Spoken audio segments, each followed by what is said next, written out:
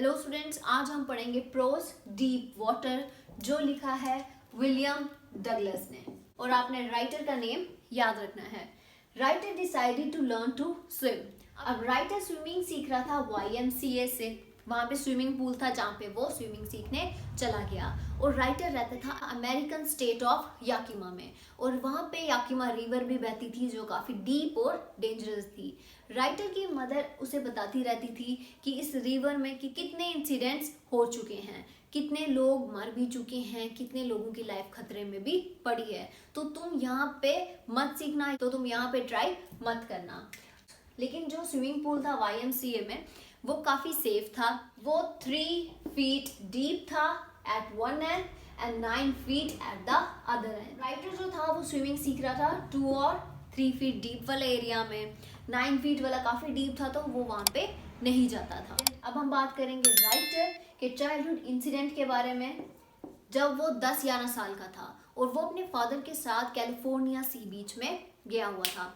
वहां पे वो अपने फादर को बिल्कुल ऐसे चिपक के खड़ा हुआ था। और जब वो वहां पे खड़ा था तो सामने से वेव आती है इतनी तेज कि वो उन दोनों को पीछे बहा के ले जाती है। अब पानी जो था वो राइटर के नाक में, मुंह में, हर जगह चला गया था और वो ब्रेथ भी ठीक से नहीं ले पा रहा था, जिसकी वजह से उसको दिल में डर बैठ गया। बट जब उसे होश आया तो उसने देखा कि उसके फादर हंस रहे हैं, लेकिन वो इंसिडेंट चाइल्डहुड का वो भूल नहीं पाया। बेशक उसके फादर उस टाइम हंस रहे थे। अब इस इंसिडेंट के बाद जब वो YMCA स्विमिंग पूल में चला गया सीखने स्विमिंग को, तब उसको आहिस्ता आहिस्ता कॉन्फिडेंस आ गया कि हाँ वो स्विमिंग कर सकता है। उस टाइम उसने कॉन्फिडेंस तो गेन कर लिया, लेकिन फिर उसके साथ एक टेरिबल एक्सपीरियंस हुआ। अब वो टेरिबल एक्सपीरियंस क्या था? राइटर साइड पे, पूल के साइड पे बैठा हुआ था अकेले। वहां पे कोई भी नहीं था। तो राइटर ने सोचा कि जब तक कोई आता है तो मैं यहीं पे बैठा रहता हूँ, जब सभी आ जाएंगे तो मैं भी स्विमिंग करने लग जाऊंगा। अब वहां पे एक बड़ा लड़का आता है, राइटर से वो बड़ा होता है। तो वहां पे जब वो आता है वो उसे उठाता है और सीधा स्विमिंग पूल में फेंक देता है। और वो उसको कहाँ पे फेंकता है? To the other end, 9 feet deep वाले एरिया में। जब वो वहां पे पानी में गिर जाता है तो उस टाइम वो होश नहीं खोता। वो उस टाइम सोचता है, जल्दी से क्विकली एक प्लान बनाता है कि मैं नीचे जाऊंगा पूरे पानी के और फुल फोर्स के साथ बॉटम से जंप करूंगा और वापस ऊपर आ जाऊंगा। और राइटर जब यही एक बार करता है तो वो कामयाब नहीं होता, क्योंकि वो जंप लेके भी ऊपर नहीं आ पाता। वो बहुत पैनिक हो जाता है। अब सेकेंड टाइम जब वो फिर से बॉटम में जाके ऊपर आने की कोशिश करता है तब भी वो कामयाब नहीं होता। वो 9 फीट से 90 फीट लग रहे होते हैं, क्योंकि वो उस टाइम बार ही नहीं आ पा रहा होता है। वो तीसरी बार फिर ट्राई करता है, फिर भी वो ऊपर नहीं आ पाता। और एट लास्ट वो हार मान लेता है। वो थोड़ा रिलैक्स हो जाता है कि अब मैं नहीं बचूंगा। पानी उसके लंग्स में जाने लगता है। वो डिजीनेस फील हो रही होती है उसे, मतलब चक्कर आ रहे होते हैं। और वो बिल्कुल ब्लैंक आउट हो जाता है कि अब वो नहीं बचेगा। कुछ देर बाद फिर अचानक से उसे जब होश आता है तो वो अपने स्टमक के बल पे, मतलब उल्टा होके लेटा होता है पूल के साइड पे और वॉमिट कर रहा होता है। और जिस लड़के ने उसे पूल में फेंका होता है उसे डांट पड़ रही होती है कि डगलस मर भी सकता था। वो जो टेरिबल एक्सपीरियंस था वो राइटर कभी भूल नहीं पाया। वो इस वजह से हमेशा पानी से डरता था। इवन वो जब वहां से घर चला गया, उसे घर जाके भी डिजीनेस, मतलब चक्कर आ रहे थे, वो कफ हो गया था, उसे कोल्ड हो गया, डर के मारे कि उसके साथ हो क्या गया अचानक से। आमतौर पे रियल लाइफ में भी ऐसे इंसिडेंट किसी ना किसी के साथ हुए होते हैं जिन्हें पानी का फोबिया हो जाता है। रिवर, स्विमिंग पूल्स के पास वो नहीं जा पाते हैं। नाउ आगे हम पढ़ते हैं year later. Writer visits some lovely water sports like the Cascades, the Titan River, the Bumping River and the Warm Lake. ये जो लवली वाटर स्पॉट्स थे, अब यहाँ पे जब राइटर गया तो वो कोशिश करता था कि वो एटलीस्ट पानी में अपने पैर डाले, लेकिन वो टेरर जो था, एक्सपीरियंस जो था उसका, वो उसे याद आ जाता था और वो वहाँ से उठ जाता था। अब उस टेरर में वो नहीं रहना चाहता था। वो उस चीज़ को क्योंकि भूल नहीं पा रहा था, उसे एंग्जाइटी होती थी बार बार वो चीज़ें सोच के। तो उस टाइम राइटर ने हायर किया एक इंस्ट्रक्टर को, एक कोच को, जिससे वो स्विमिंग वापस सीखना स्टार्ट करना चाहता था। और वो 5 days a week सीख रहा था, मतलब an hour each डे।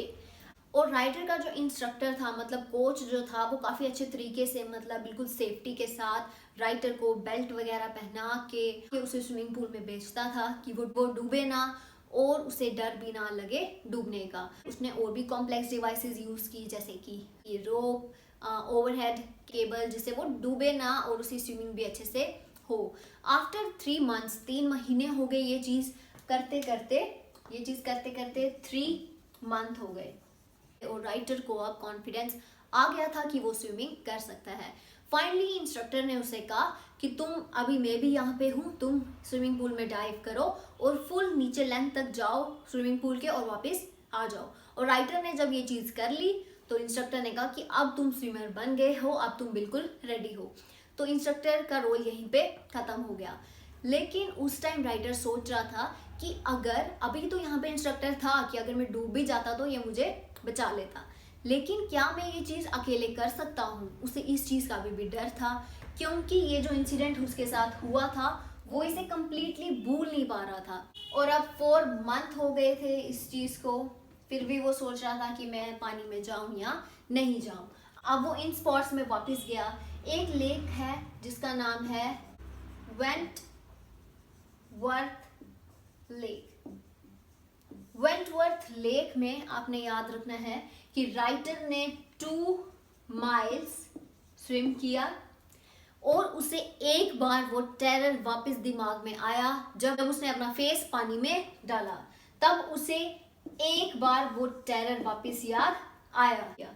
अब इसके बाद वो गया था वार्म लेक।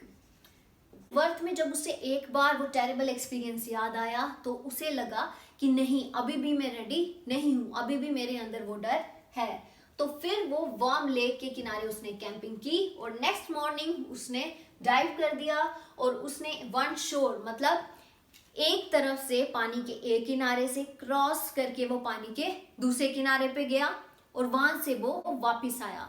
और जब वो वापस आया तो वो जोर से चिल्लाया बहुत खुशी से कि अब उसे कॉन्फिडेंस था कि ये जो टेरर है उसके अंदर पानी का, ये जो फोबिया है, ये उसने कॉन्कर कर लिया है, मतलब खत्म कर दिया है। And Roosevelt once said, all we have to fear is fear itself. हमें डर सिर्फ अपने डर से ही लगता है। अगर किसी को पानी का फोबिया है तो वो स्विमिंग करना सीखे। 1 महीने, 2 महीने, 6 महीने बाद भी वो चीज़ कम हो सकती है, लेकिन वो फोबिया तभी कम होगा अगर हम उस पर वर्क करेंगे। अगर हम ही अपने डर पे काम नहीं करेंगे तो ऑब्वियस है वो हमारा डर ही रह जाएगा। Now come to the question answers.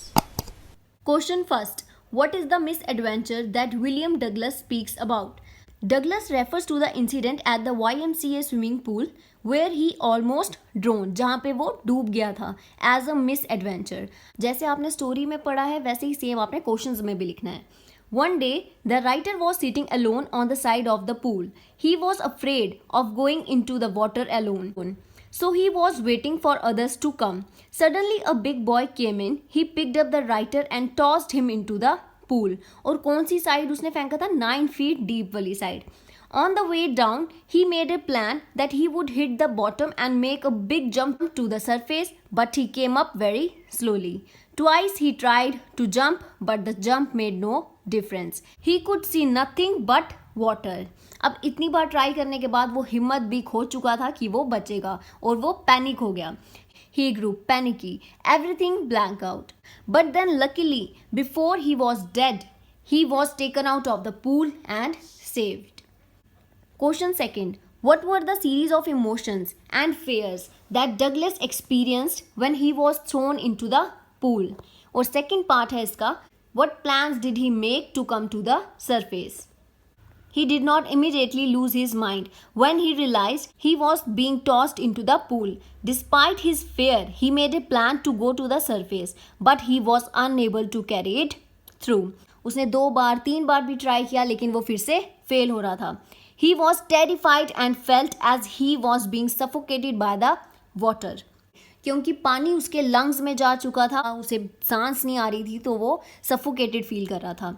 His heart hammered loudly. उसका दिल भी जोर जोर से धड़क रहा था. And his limbs became paralyzed by terror. Now he stopped all efforts. He relaxed. Everything blank out. Now second part कि उसने क्या प्लान बनाया था जब वो पानी में डूब रहा था. Douglas plan to allow himself to go down till his feet hit the bottom so that he could make a big jump to come back to the surface like a cork. Then he would lie flat on the surface of the water and paddle to the edge of the pool. उसने ये plan तो बनाया था कि वो नीचे जाके जोर से जंप करके ऊपर आएगा, लेकिन ऐसा नहीं हुआ, वो एंड में फेल हो गया. Question third, how did this experience affect him? The near death experience of droning, डूबने का जो एक्सपीरियंस था ये, had a very strong impact on his psychology. Psychology का मतलब है कि उसके दिमाग पे बहुत गहरा असर पड़ा था. A haunting fear of water to control of his physical strength and emotional balance for many years. He was deprived of any water related activity and he never went back to that pool again. Question 4.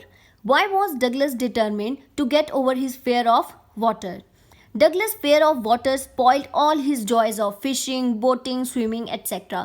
The wish to enjoy them and the craving to regain his lost confidence while being in water made him try every possible way to get rid of his fear. अब जैसे हमने story में पढ़ा है कि Douglas ये सारी चीज़ें इंजॉय करना चाहता था और फिर उसने इंस्ट्रक्टर को हायर किया कि वो स्विमिंग फिर से सीखेगा और ये अपना जो डर है पानी का इसे दूर करेगा. Question 5. How did the instructor build a swimmer out of a Douglas? The coach or instructor steadily improved Douglas' mentality before moving on to his physical movements and finally integrating all of his components to create a swimmer. Initially, he forced Douglas to swim back and forth across the pool to get him used to it. While Douglas was in the pool, he employed a complex devices that include a rope, belt, pulley and an overhead wire to keep them connected. ये सारी चीज़ें instructor ने Douglas के लिए रखी थी कि वो पानी में डूबे ना. Then one by one, he taught Douglas how to swim, including how to put his head in the water, exhale and inhale while in the water, and how to use his hands, body and legs. Question 6. How did Douglas make sure that he had conquered the old terror? Even after the swimming training was over, Douglas wasn't confident about his swimming or that he had overcome the fear. Instructor से swimming सीखने के बाद भी उसे भरोसा नहीं हो रहा था कि उसका ये जो पानी का डर है ये खत्म हो गया है. He was determined to completely get rid of it forever. So he went to Lake Wentworth and swam 2 miles across the lake. Then he went and camped by the side of the warm lake. The next morning he dived into the lake. He swam to the other shore and back. He shouted with joy that he had finally conquered his fear of water. इस question में आपने बस 2 चीज़ें याद रखनी हैं और वो है लेक वेंटवर्थ जिसमें उसने स्वयं किया था 2 माइल्स और सेकंड है वार्म लेक जहाँ पे उसने कैंप किया था और फिर नेक्स्ट मॉर्निंग उसने डाइव कर दी थी. Question 7. How does Douglas make clear to the reader the sense of panic that gripped him as he almost drowned? Describe the details that have made the description vivid. Douglas takes us through this near-death experience at the YMCA pool by detailing every little aspect associated to it.